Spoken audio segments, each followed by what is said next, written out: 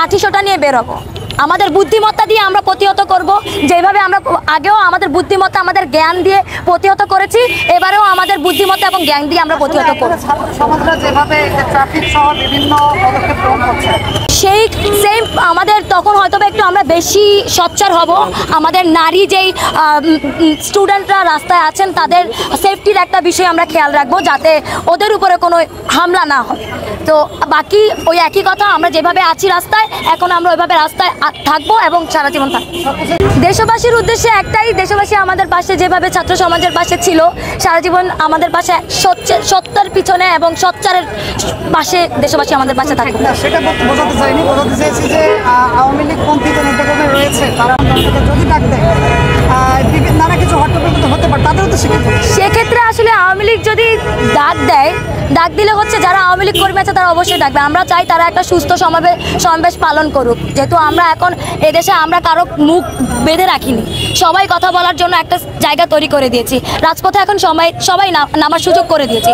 তো আওয়ামী লীগের যারা নেতাকর্মী আছে তারা যদি, যেহেতু এখনও তাদেরকে বহিষ্কার আমাদের সরকার এখনও করেনি, সেহেতু তারা রাজপথে নামতেই পারে। কিন্তু তাদের প্রতি অনুরোধ, আমাদের সন্তানের উপর যাতে আর কোনো আঘাত, মানে আমাদের ছাত্রছাত্রীর উপর যাতে আর কোনো আঘাত না হয়। আপনারা আবারও তাদেরকে রাজনীতি করার সুযোগ করে দিচ্ছেন? সেটা আমি এখন বলতে পারছি না, সরি। আপনি বললেন যে না, আমরা এখনো সরকার কি সিদ্ধান্ত নিচ্ছে সেটার ভিতরে তো আমি ভিত্তিতে আমি বলতে পারি না। আমি একটা সাধারণ শিক্ষার্থী। কিভাবে ভুলে গেলেন আপনাদের এই শহীদদের? অবশ্যই আমাদের শহীদদের রক্ত আমরা এখনো ভুলিনি। আমাদের শহীদের রক্ত এখনো শুকায় নাই, আমার ভাইয়ের রক্ত এখনো শুকায় নাই, আমরা এটা ভুলিনি। আমরা চাই শেখ হাসিনার স্বৈরাচারী তাকে দেশে এনে জনগণের সামনে আনা হোক। এটা নিয়ে এতক্ষণ আমরা স্লোগান করেছি, আমরা মিছিল করেছি, আপনারা দেখেছেন। তো আর বুঝতে বাকি নেই, বাকিটা হচ্ছে সরকার এখন দেখবো আমাদের সরকার আমাদের কিভাবে। একটা প্রশ্ন ছিল যে বিরোধী দলীয় নেত্রী খালেদা জিয়া কিন্তু দীর্ঘদিন কারাবন্দী ছিল, তাই একটা সময় পার করেছে শেখ হাসিনার মতো বিতর্কিত অবস্থায়। দেশবাসী কিন্তু তার সব হঠাৎ কেন শেখ হাসিনা, এটা কি ধরনের কথা বললেন যে দেশবাসী কেন হচ্ছে শেখ হাসিনা? দেশবাসী কেন চাইবে না?